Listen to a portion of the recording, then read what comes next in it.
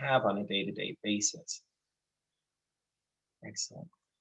Um, as we progress, I think it's really important to acknowledge that how we talk about suicide matters. How we frame our conversation helps guide how we can take meaningful steps forward. So it's not only important that we model the appropriate language to help destigmatize suicide, it's also important that we talk about suicide using language that provides the greatest set of comfort and support to our community. So here are a couple of examples of areas that we would encourage you to avoid saying, and some areas where we would encourage you in the direction of saying. Now, before I dive too deeply into that, I want to acknowledge that I'm not asking you or your colleagues or friends or family to be sort of language police, but instead I encourage you to model more inclusive, model more supportive languaging. So thinking from that perspective, we would want to avoid saying something like committed suicide, person A committed suicide. Well, you commit a crime, you commit a sin, you do not commit a health issue. A health issue is a part of your life, it is a part of what your interactions with the world look like. And so we don't want to use language that has a connotation of judgment associated with it. Similarly, we don't want to use language such as failed or successful attempt. Not only does that have a connotation of judgment, but what even is a failed or successful attempt? Like it doesn't frame well in our minds. Successful attempt, I think of like if I had to put it somewhere, a success is when somebody survives and we get to provide care to them. It doesn't make sense. So instead, what we would encourage you in the direction of saying is something very frank and factual: died by suicide, ended their life, killed themselves, made a suicide attempt, or had a death by suicide. Again, we're framing the language in the understanding that suicide is a health issue. We are framing the language directly and frankly, but I believe it is in a supportive manner. It helps us discuss suicide very frankly with each other, and that is key in our destigmatization process. Now, I promised that we were going to start very global, and then we're going to dive all the way down into what you and I can do on a day-to-day basis. So from a global perspective, when we look at the World Health Organization, which is the sort of global organization that keeps a track of all of these things, right? About 800,000, a bit over 800,000 people are recorded to die by suicide each year globally. Now, even the World Health Organization estimates that that number is in fact higher and potentially much higher than that number, because we know that there are some nations and sort of nation states that don't necessarily report correctly, but this is our best estimate from the World Health Organization. Now, that means that globally, somebody is dying by suicide every 40 seconds, 40. So our presentation today is going to be about an hour long. So if you just sort of keep that in your mind, that metronome is going off, and about every 40 seconds globally, unfortunately, somebody is dying by suicide. But again, it is preventable. We can prevent some of those deaths. In the United States, as we start to zoom in a little bit, what we can see is that suicide is actually the 10th leading cause of death across the nation. Now, for those of you that have joined before, you may recall that our data historically, we had the 2018 data for a long time, and the number was actually 48,000 and a few hundred deaths by suicide. So we're actually extremely happy to be able to announce that in 2019, the CDC, the Centers for Disease Control, actually estimated that 47,511 people died by suicide.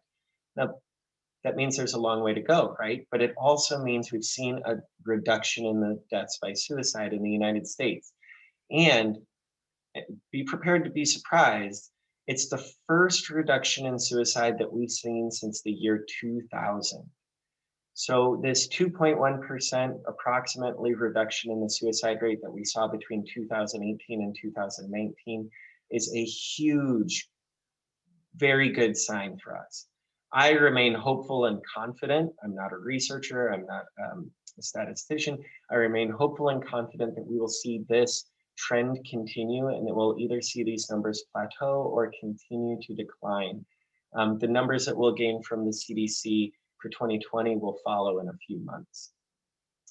Now, of those 47,000 folks that we lose to suicide throughout a year, the CDC has also found that there are approximately 25 others that make an attempt for every death by suicide. So there's roughly 1 million attempts a year, and there's about 47,000 people who have died by suicide in 2019. Now, there's some good news there. The good news there is that the vast majority of people who make an attempt on their lives do not go on to die by suicide. But I think that this really helps us understand just how key it is that we provide preventative care, that we provide post-ventative care, which we'll talk about a bit more later as well. But it also really helps us understand just how much suicide impacts our individuals and communities. When there's a death by suicide in a work group, that impact doesn't stop at the edge of the work group. It stops, well, it continues rippling outwards, but it touches vendors, it touches contractors, it touches up the hierarchy of the organization, it touches down the hierarchy of the organization. Similarly, with something like a school, when there's a death by suicide in a school, it doesn't only affect the friend group, it doesn't only affect a classroom, it affects the entirety of the community surrounding that. All of the students, all of the administrators, all of the folks that student may have interacted with, maybe on a sports team, for example. We've really come to understand just how far out those sort of ripple effects can go. Now, I want to clarify, I am not going to be a downer all day long. I am going to talk about serious stuff, but I also think it's important that we talk about really powerful, positive things as well. So there's been some incredible research that's been done in the realm of suicide, whether it's sort of about the mind of the person who is suicidal, whether it's about how we can help provide care or aid to a person who is suicidal. But one of the most fundamental questions that's trying to be answered is why, right? Why do people take their own lives? Well, suicide research has time and time again indicated that there is not actually a single cause. There's no one single cause, but rather multiple intersecting factors that can lead a person to a suicidal crisis. We're going to talk about them in depth in a few slides, but I really do also want to start to plant the understanding here that these evolve through time. That what is a major influencing factor in suicidality today in an individual may not be in a week or a month or a year. That as we interact with the world around us, the influences change.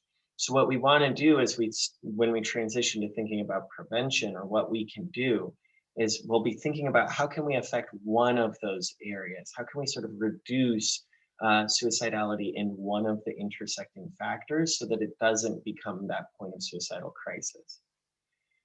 Now, the reality is, and this is again, some suicide research has indicated time and time again, that the large majority of people who die by suicide have a mental health condition contributing to their death. So what does that mean? They've been diagnosed with depression, anxiety, bipolar disorder. They may have substance use disorder. The reality is the majority of people who have a mental health condition do not go on to make an attempt on their lives or go on to die by suicide. So when we think about this, we're thinking of it from a sort of correlative factor and not necessarily a causative factor. That'll come up a lot when we talk about prevention or what we need to be watching out for risk factors or warning signs. But I do want to acknowledge, and it is important that we acknowledge, that the vast majority of people have a diagnosed mental health condition when they die by suicide. Now, there are also physical health differences, physical differences in how people's brains function.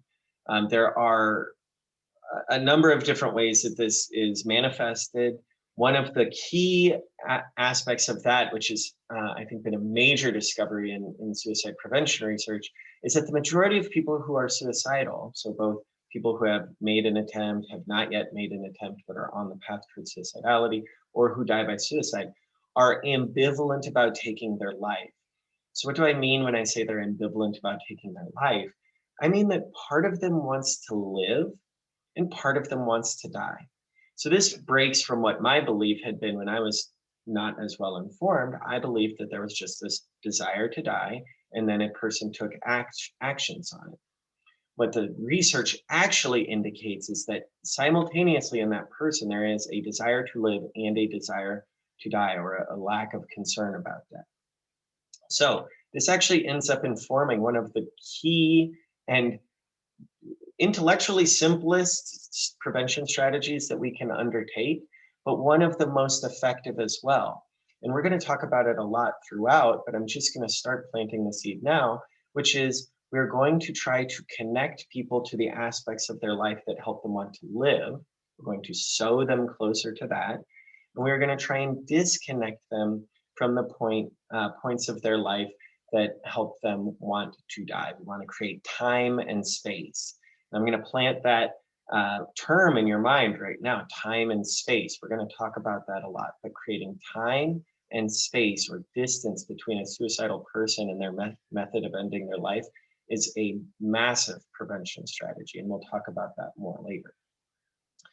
I also wanted to give us a glimpse into the perspective of a suicidal person. So with a suicidal person, we've reached a crisis point, right? We're in a tunnel vision. We are desperate to escape pain, whether it's physical pain, emotional pain, even things like sort of ongoing health, right? Like chronic pain, chronic physical pain. That person in that moment's thinking becomes limited. So as an example, as a thought experiment, I'd like you all to think about the most painful experience of your life. Could be a car crash, could be breaking up a leg, could be childbirth, could be whatever it may be, nerve pain. So in that moment, would you have been able to give directions from your home to your local library, right? No, you can't give directions at that point. Everything else has fallen away in that moment except the pain that you're in. So when we're thinking of how to create support and care for a suicidal person, we want to keep that in mind, that we need to be able to help them out of that immediate moment where tunnel vision has taken over everything else, help de-escalate that emotional intensity, and then we can help provide care and resources. So who's at risk? Well, this is where we go back to that idea I was talking about earlier, where each of the risk factors that you can see here is actually a dynamic thing. So on this slide, we get to see it as a very static, it's beautiful, they're all symmetrical. But in reality, what we see in our day-to-day lives is that a health factor may increase on one day. Maybe somebody living with chronic pain and they have a really bad day of chronic pain. Well, their risk factor in health might expand that day. Creating something in their environment that helps dissuade a suicide attempt, like limitation of access to lethal means, I'll just use a trigger lock on a firearm as an example right now, might decrease that risk factor that day. And a historical factor might include something like past traumas, just as an example. Well, if that's coming up a lot in their day-to-day life, that might be an expanded risk factor at that time. We'll talk about each of them individually, but I want you to keep this diagram in your mind and think of it as a dynamic space, not as a static space. What it looks like today may look different tomorrow. So what are some of the health factors that come up? I will answer that question momentarily. So what are some of the health factors that we see as risk factors? So unsurprisingly, I mentioned mental health conditions, depression, which is the most commonly diagnosed mental health condition in the United States, followed closely by bipolar disorder, anxiety disorders, eating disorders, other personality disorders you might see Post-traumatic stress disorder is one that we're going to see a lot. Now, again, I want to add here, when we're thinking of risk factors, these are not seen inherently as causative factors, they're seen as correlated. So we see a correlated increase. We see that folks who are living with substance use disorder have an increased risk of making an attempt on their lives. We see somebody that lives with an anxiety disorder has an increased risk for making an attempt on their lives. I'm going to try and click forward, and you will click forward, please. Thank you. All right, so some other health factors that we'll see. So serious or chronic health conditions, right? So remember at the beginning, one of our fundamental truths here is that suicide is a health factor, health condition. Mental health is one of the key. Positive access to mental health care and resources is one of the biggest steps that we can take in suicide prevention. But when we're thinking of this, we're thinking of is somebody, did they experience an injury to the head, right? Chronic traumatic brain injury. Does somebody live with a disease that causes them to be in chronic pain, like multiple sclerosis, fibromyalgia, Crohn's, just to name a couple of examples?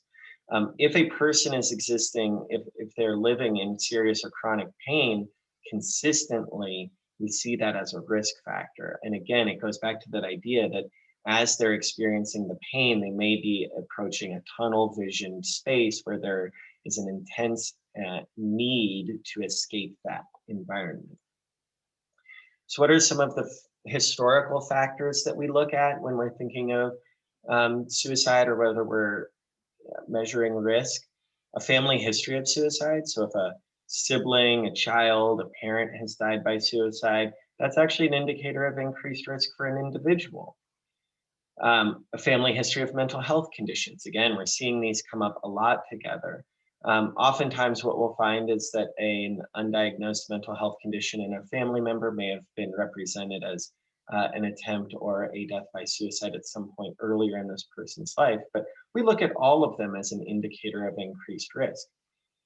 Childhood abuse and previous suicide attempts. So childhood abuse, there's a lot of trauma wrapped up in that one bullet point there. So childhood abuse could be physical violence, it could be sexual violence. And I want to acknowledge here that it doesn't inherently have to be exhibited onto the individual, but could be exhibited in the home, for example. So if a child witnesses domestic violence from one parent or guardian or person in the home onto another, we see even that as an indicator of risk sort of throughout their life. And of course, a previous suicide attempt. So I mentioned earlier that for every death by suicide, there's about 25 attempts that are made on one's life.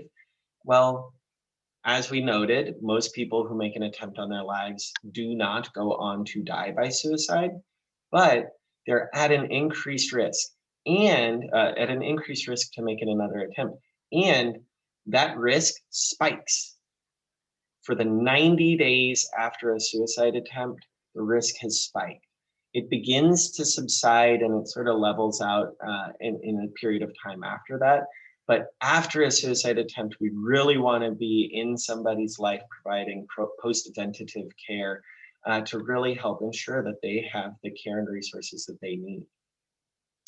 Loss, this one's got a lot wrapped up in it as well. The idea of loss could be loss of a loved one, whether to suicide or another means. It could be loss of a job, loss of a partner, in a breakup. It could be all sorts of different loss, but as a trigger point for that emotional intensity.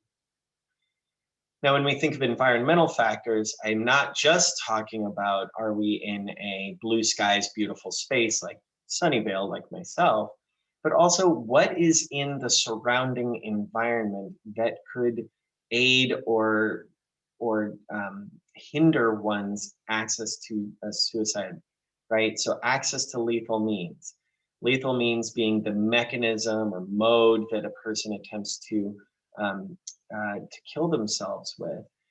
So that could be a firearm, it could be a bridge, it could be like rope if somebody was going to attempt to asphyxiate themselves. So that's lethal means. So when we say access to lethal means, we mean, is a firearm in the home? Is a bridge nearby? Is a rope available? Those are what we would be thinking of when we're talking about access to lethal means. Exposure and contagion, I look at as two sides of the same coin. So exposure being the exposure to like graphic detail. So unfortunately, we see this like when a celebrity dies, somebody will leak a photo, somebody will leak details, whether it was a drug overdose or whatever it may have been. And so we are all like the community is getting exposed to the details, the graphic and gory details of this person's death. On the flip side of that, we see contagion, which is within a community. If somebody dies by suicide or makes an attempt on their life, what we often see is another person will see the response that got, see the outpouring of love and support, and unfortunately can look at it and say, maybe I want that love and support, and not connect it to the permanency of what their decision is. So exposure and contagion, they are often found together. They sort of coexist, but they are nuanced in what each one is influencing. Prolonged stress and stressful life event. So I think we used to have a bunch of different examples of what this could be, but now I just say COVID, right? COVID is our example now. So prolonged stress. We were working from home for a long time. Students were working in school from home for a long time. We didn't know what was going on. We didn't know if things were getting better or worse. COVID encompasses what this example would be. So if somebody has another risk factor and we are all already experiencing this prolonged stress, we can see that as an indicator of increased risk. Stressful life events, I think we've kind of touched on, but losing a job, losing a partner, losing a relationship, all of those, maybe drinking or using drugs more regularly, like all of these are indicators of risk. What we have here is a thought experiment. So I want you to think just for a moment, and I'm gonna just use coworker Connie. So we'll just go with C and C to make it alliterative. So coworker Connie. What we see as coworker Connie's coworkers is that Connie died by suicide, and that this is a really unfortunate outcome. And we all are all grieving currently. And what we know as coworkers and friends was that coworker Connie had recently had a relationship end and was passed over for a promotion at work. And well, those are what we can see from the outside. What we may not see is that coworker Connie had a genetic risk, that there was mental health challenges in their family, that they were diagnosed with depression and were trying to navigate a solution to that. Prolonged stress at work, we kind of see, but maybe we don't know all of the details. And another thing we may not directly see is that, coworker Connie was drinking more than usual. Now, why do I use this thought experiment? Why do I invent this coworker for us all? I invent coworker Connie for us because what we see on the outside is maybe going to be a couple of the facets of the reality, but is not inherently going to be. It cannot be all of the facets and all of the context. So I encourage people, when you're sort of interacting with others and thinking about how you're, sort of assessing risk for your friends or family or yourself, to be mindful that, we can see a couple of aspects, but can't necessarily see all of them.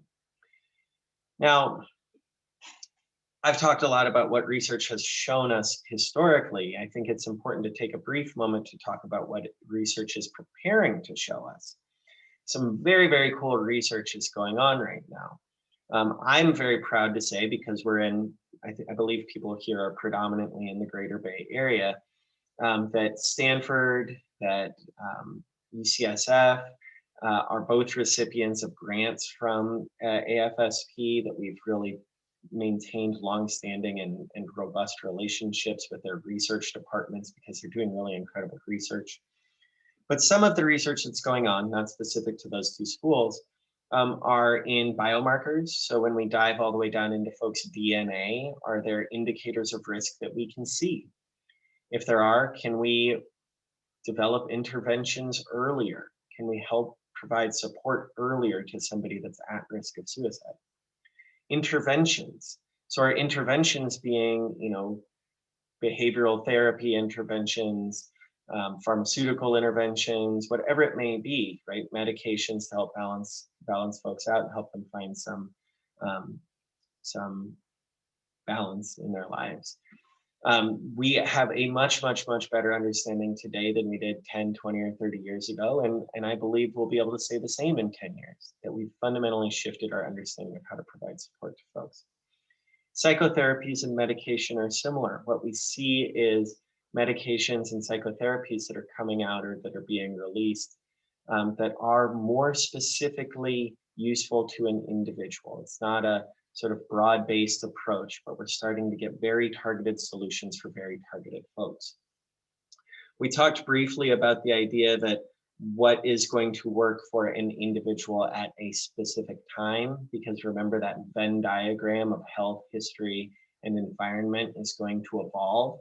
Well, so too will the prevention mechanisms that we ask somebody to use. Now let's see, I'm gonna see if we can answer this question. Can we share these do's and don'ts with our network? What would you recommend to bring this important education to our communities, especially when we're limited by time and resources? So do's and don'ts, I think you should absolutely feel comfortable sharing. Again, I mentioned that I don't want folks to feel like language police. So, if somebody says, oh, a friend committed suicide, I'm not asking you to say, well, what we'd prefer to say is, but instead modeling the language that is more supportive of the community members. I'm sorry to hear that that person has died by suicide. You have my condolences. What would I recommend to bring this important education to our communities? Reach out to Michelle, reach out to me. I have a great network of volunteers that are prepared to present these both. They've only been doing it virtually for about a year and a half, almost a year and a half at this point. But we can absolutely schedule and go into communities to help provide more information, tools, and resources. And yes, we are all limited on time and resources. Part of what makes that great about this program is that it's free. And if it's being presented virtually, there's not a ton of time constraint to go into it. So I think those are great questions, and I appreciate you asking. Now, I promised that I wasn't just going to be a downer all day. So we talked about some really cool research. And now I think it's really important that we talk about prevention and protective factors. So prevention, we not only have risk factors that increase our risk, but we have protective and preventative factors that can decrease our risk. Now, we'll go over each of these a little more in depth, but the big four that an individual can undertake are the sort of relationship that you have with mental health care and mental health care resources, your family and community support, which I think ties very much into cultural and religious beliefs, but we'll sort of tease those out, and then our problem-solving skills. So thinking of it first and foremost, mental health care is an important ingredient for preventing suicide. As we started at the very beginning of this presentation, we agreed collectively, suicide is a health issue and it is a preventable health issue. Well, as a health issue, we want to see health specialists in this, and we want to trust and develop trust with a mental health professional. And it might mean finding a therapist or visiting a couple that work for you, finding somebody that works for you. But really thinking of it from the perspective of, when I break my leg, which I've never done and I hope never to, I'm going to go and see a specialist about broken legs. When I need to go to the dentist, I'm going to go and see a specialist that works on teeth and gums and all that good stuff. When I'm having trouble with my mental health, I'm going to go and see a mental health specialist. To have a positive relationship with mental health care and the sort of surrounding environs is a powerful component to us really accessing meaningful care. We have to develop that culture proactively where everybody appreciates the opportunities that are available to them to be smart about accessing mental health care, right? This is also going to be one of those spaces where we are destigmatizing access. Now, everybody that's on here, you all know I'm the area director for the American Foundation for Suicide Prevention. I don't get kickbacks if you go to a therapist. I don't get kickbacks if you go visit your primary care physician. But because I have such a strong advocacy in myself for access to mental health care, I encourage you all to do so. It's really important that we think about that. I see that question that came in. I'm going to go through a couple slides and then I'll see if we can answer it. So how can we be proactive about mental health? Well, we've talked about some of that a bit, but we're going to see a doctor or a mental health professional. We can get a full evaluation. We're going to discuss the full variety of treatment options, right? Ask that person whether you are the advocate or you are the patient. We can discuss all of the available treatment options because what works best for the individual is what we're seeking. What helps me is not necessarily going to help you. What helps you is not necessarily going to help somebody else. What we actively have to seek out is what works best for that individual. And I would add on to that at that time. It will potentially change. So what works best for that individual at that time? Now, I've been around in the professional sphere for long enough to remember when EAPs started to transition and we started to see mental health services be covered in our insurance plans. Maybe betraying my age a bit there, but what I'm commenting on that for is because this is a major and positive resource. If you are in the professional world, reach out to your HR team, reach out to your benefits team, whoever that may be. You can find out, you can see what mental health services are available for your organization. Now, I think one of the very, very few silver linings of COVID, and I do think there's only a couple, and it's a very, very thin silver lining. But one of them that I've noticed is that people are really proactively talking about self-care right now. And I hope that it continues into this sort of new world that we're in. But what does self-care mean? Well, what are the habits? What are the actions that I can undertake to help buoy and help provide greater resources to myself for my mental health?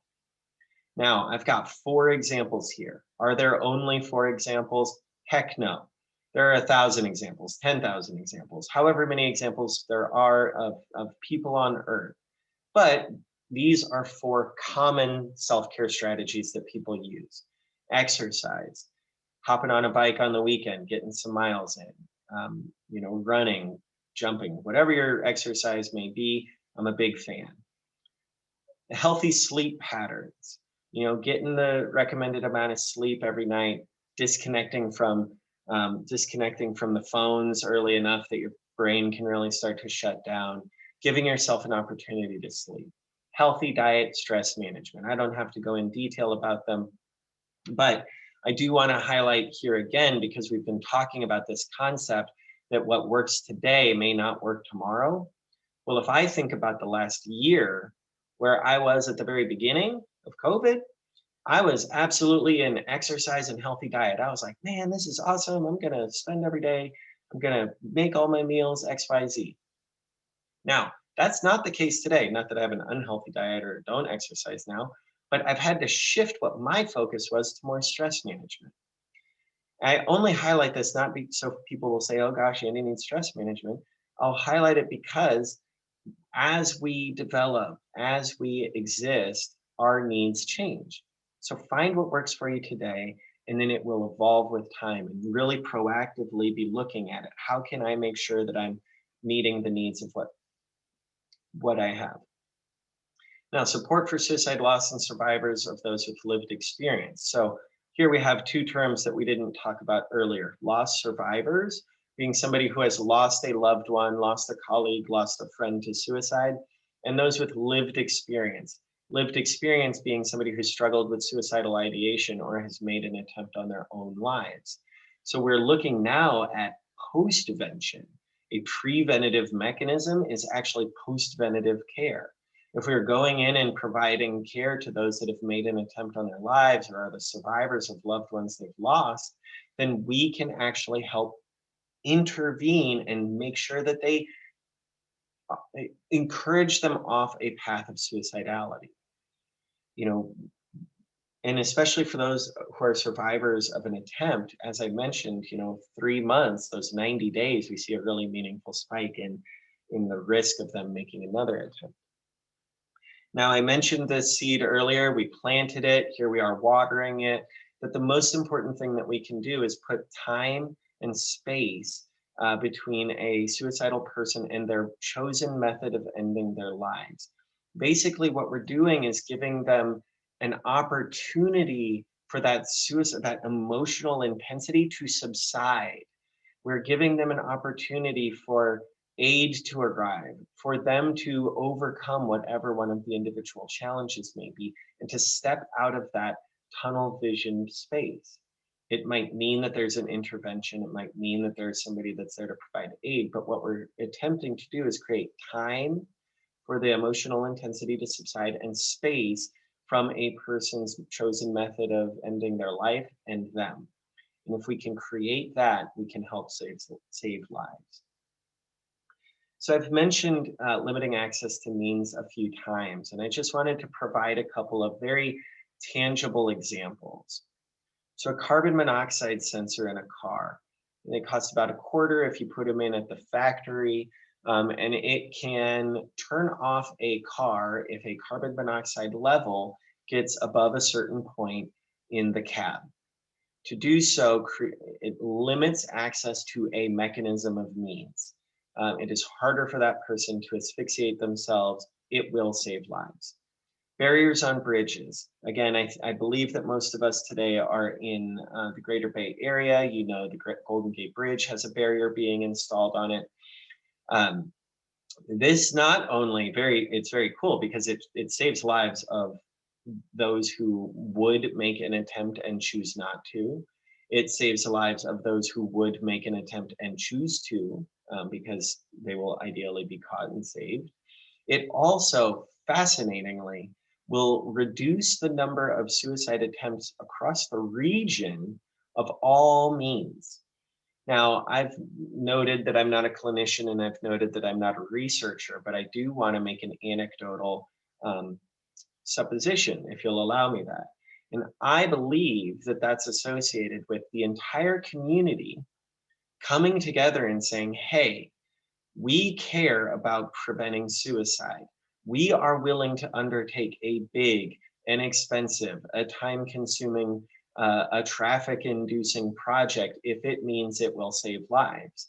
And that the community of people with lived experience out there see that and they hear that and they know that we as a community care, and that helps divert some folks off a path of suicidality.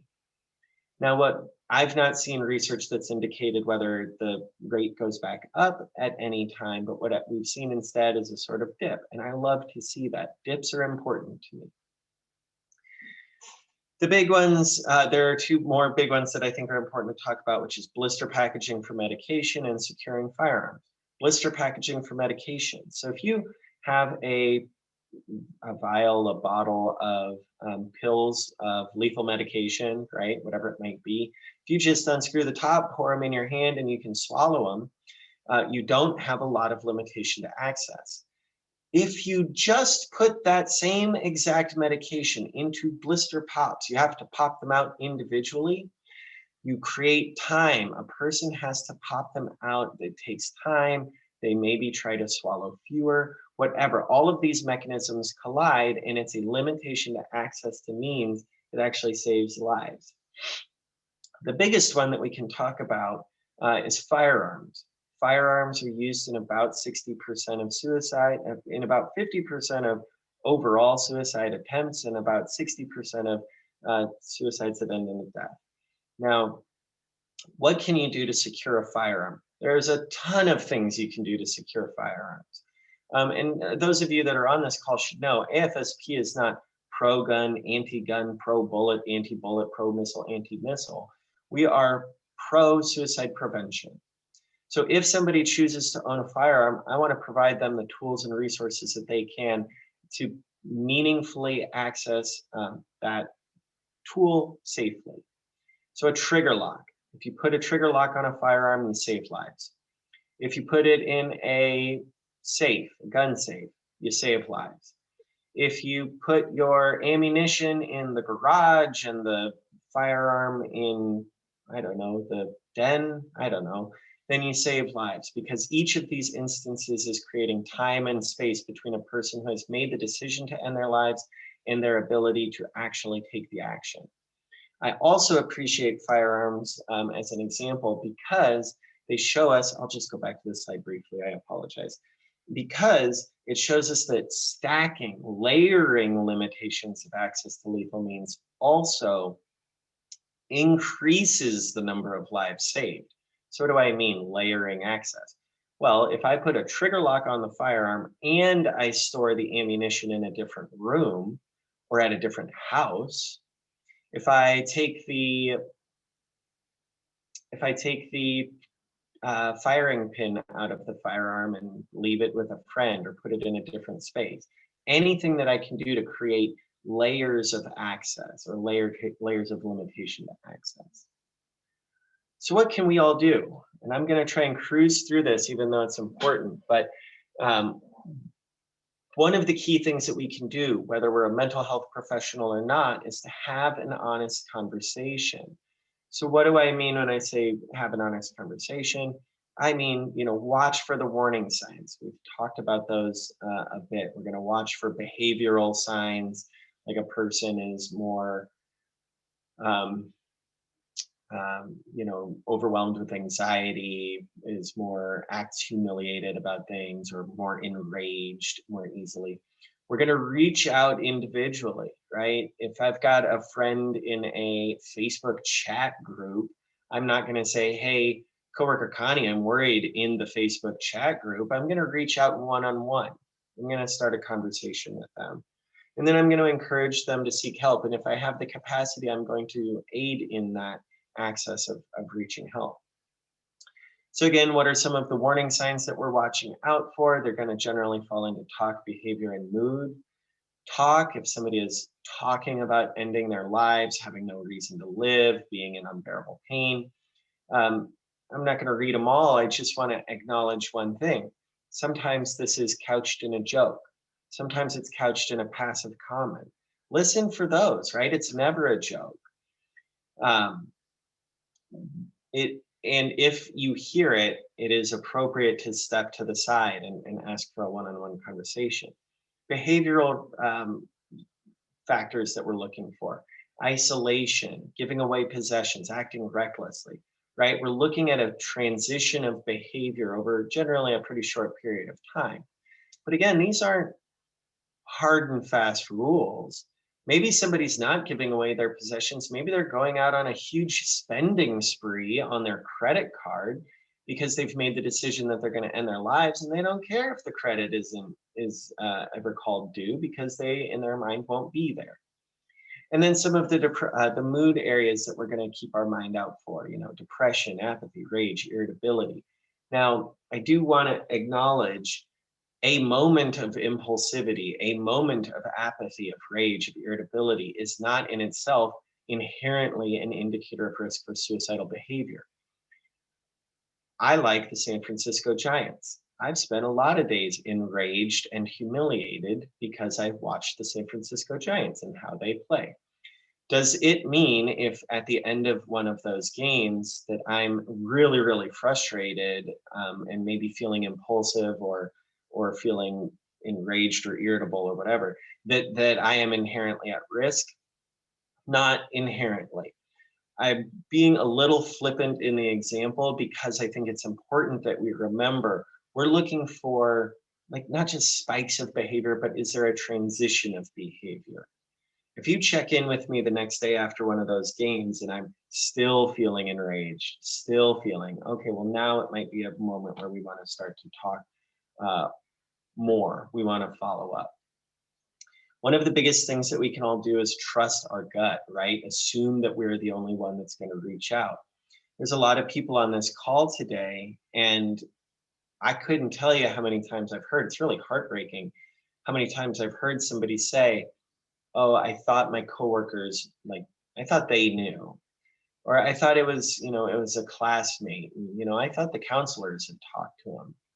It's heartbreaking when we hear those things because it was right on the edge of us being able to take action and potentially save somebody's life. Look, I'm not going to sit here and say it's easy to start a conversation every single time when you're concerned about somebody's health or well being. In fact, it's often quite the opposite. In fact, sometimes it's very difficult to start that conversation. That just indicates the importance of actually reaching out. I'll make an admission here to this group because I think it's important to acknowledge that even, I some might I will not egotistically say I'm a subject matter expert, but I work in suicide prevention. I was really worried about a friend of mine, and I didn't have the guts to ask. I didn't have the guts for 2 weeks. I was worried. 2 whole weeks. Every time I interacted with this friend, I was freaked out because I was afraid that they were making a plan to kill themselves, and I didn't have the guts to ask. When I finally did, when like the rubber met the road, and I was like, oh my gosh, I got to do this. I'm the area director. I asked people to do this. Just do it. I reached out and they said, not now, but I have recently, and I've made a plan. And they were in a better spot, and they currently are in a better spot, and they're currently with us. And I'm really thankful for that. But it really was a moment where I had to acknowledge, it's not easy. It's not always easy, but that just indicates the importance of reaching out. When you do so, again, we want to make sure that we're doing it in private. It's a one-on-one conversation. Hey, can I call? Listen to their story, right? We're going to listen actively and empathetically. Express true concern and caring. I reached out because I care. I even told that person I was really scared 2 weeks ago and I didn't have the guts to ask then. And they said, that's actually when things were worse. So I wish you had. Well, now I do when I'm concerned with that friend. Ask directly about suicidal thoughts. You want to present the question in a way that if they are planning on harming or killing themselves, they have to either be honest with you or outright lie. You don't want to say, hey, are things okay? Hey, how are things going? You don't want to give them wiggle room. People are smart. They might know what you're asking. And if you ask directly, you can give them the opportunity to be truthful with you. And if you've been listening, if you've been expressing concern and caring, you're more likely to hear the true answer. Then we're going to encourage them to seek out mental health. A couple things that we want to avoid while we're interacting with that person, minimizing their feelings, right? So we don't want to say, oh, coworker Connie, everybody's had somebody break up with them at some point. It's no biggie. That's not what we're worried about right now. What we're worried about right now is that this person is in a mental health crisis that could become a suicidal crisis. Avoid trying to convince them that life is worth living, right? We're in a health crisis in this moment. If somebody's having a heart attack, do you get down on your hands and knees and say, well, if you'd eaten a little less salt, we might not be here? No, you give them aid in the moment. In the same way that we don't want to try and convince them that life is worth living, it's not the time for a philosophical debate. Well, is it really worth the decision you want to make? Think about everything tomorrow. No, in that moment, we want to provide medical care. Avoiding advice to fix it. So that goes with that heart attack example pretty well, I think. If you think they might make an attempt, if you have the capacity, stay with them. If you are safe, help them remove or secure the lethal means that they have access to. Something that we didn't talk about earlier, but I think is really important to mention here. If a person has chosen a mechanism of lethal means, a firearm, a bridge, whatever it may be, if you remove access to that lethal means, they are substantially less likely to then choose a different lethal means. So as an example, if a person has chosen a firearm and you're able to separate them from it, whether you lock it with a trigger lock, store a firearm elsewhere, hold on to that for them, they are substantially less likely to say, oh, well, there's a bridge nearby and I can use that as a mechanism instead. However, it works within our brains. Once we've picked what we're going to do, that's the one that oftentimes people stick with. If you're concerned that they're going to make an attempt and you have the capacity, escort them to a mental health services. That could be a hospital, that could be calling a crisis line with them, that could be if they're attempting to end their lives in that moment, it could be calling 911. I encourage you all to remember we are advocates, we are allies, but we are not, we are superheroes, but we need to be mindful of our own health, wellness, and safety as well. I'm going to leave this slide up for a few moments. I encourage everybody to put these numbers into their phones. You may have heard about 988 being released, and 988 being released is a really powerful and amazing resource that's going to be coming out in July of 2022. 988 will act like 911, but will connect somebody who's having a mental health crisis with a geographically local mental health resource center. So it's not calling 911, it's connecting them with a crisis line instead. Some phone providers have started to forward calls from 988 to 1-800-273-TALK. Not all of them have. So until July of 2022, I encourage everybody to keep 1-800-273-TALK in your phones and not use 988. It's weird, I know, I'm sorry. 988 is a very big, very cool resource when it's released officially by the federal government, which will be in July of next year. Let's see. For emergencies, of course, we're going to call 911, especially if somebody is making an attempt on their lives. With this, what we'll be doing is creating a culture that's smart about mental health and suicide prevention. It is all of us acting together to end suicide. It's all of us understanding that if we are advocates proactively, we can help intervene earlier in people's suicidal ideation, in their crises, in their struggles that they're facing and attempting to overcome, and can divert people off of those paths. Now, I see a couple of comments that have come through, so I will start to go through them. I know that we're at 2:02 p.m. right now. If anybody needs to jump out, I totally understand and appreciate you participating today. Maria, I'm so thankful for you translating. Michelle, I'm so thankful for you as always. I do see a couple of questions and I'm going to try and go through them and answer them one by one to the best of my abilities. So let's see. How do you help someone to get mental health help, meaning counseling and stay? My daughter has bipolar disorder, anxiety, depression, and she never stays with a counselor. It's so hard to figure out how to help, figure out how to really help her want to help herself.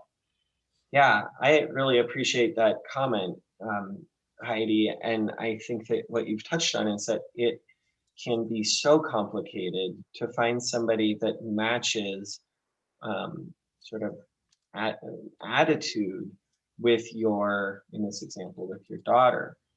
Finding that person that takes the time to hear her, to learn her story, and to render aid as she's able to, or as this person is able to, will be a huge, unfortunately, I don't have a lot of information outside of keep trying therapists, keep trying counselors, because one will find a way, ideally, to connect with your daughter and really provide a meaningful tool for her, right? To hear her, to give her that one thing that can help stutter that step down the path or to redirect that step down the path. I don't know if you are participating in those calls or visits with your daughter one-on-one, but it might be an opportunity to let her go in alone, and that might help erode some of her stigma about participating and about being really vocal and honest with what she's feeling. I also want to add, I am not a clinician, so what my encouragement would be is to, keep seeking out those clinicians to find one that she connects with. Okay, so that was a very good question, and I appreciate you asking. We share do's and don'ts? We got that. Are there differences between a mental health crisis and a suicidal crisis? So yes, in the grandest scheme, a suicidal crisis is under the umbrella of a mental health crisis. I don't inherently see every mental health crisis as eventually becoming a suicidal crisis, but they certainly have the capacity to do so. What you may have heard throughout the presentation was me delineating suicidal crisis and mental health crisis. And I think that's because it's important for us to recognize that as we're interacting with our friends, family, children, students, whatever it may be, that these are often so closely interrelated that if somebody is struggling with depression, if they are also suicidal, those are not two different spaces. They're comorbid. They exist together.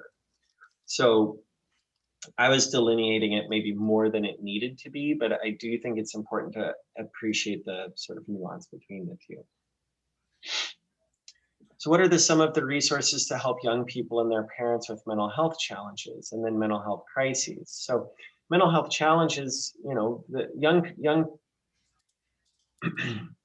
young people and parents, I think this goes back to the earlier question with Heidi, really actively seek out those mental health professionals that are engaging to the student or to the child, that help facilitate and foster that environment of openness and honesty. I would encourage, if this is something that you're pursuing, even potentially having something like 3 sessions, a pair session with the child and the parent, and individual sessions, because the counselor will be able to provide, or therapist will be able to provide more insight as they're able to develop those relationships. And I appreciate that mental health care is unfortunately at an exclusive cost to some people.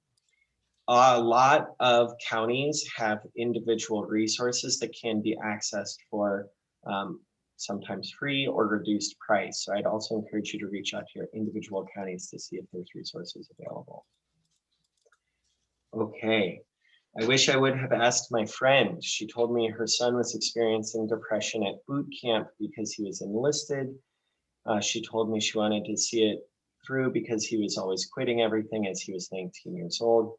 The last thing I told her before she died was that he was young and that him leaving the Army was not the end of the world.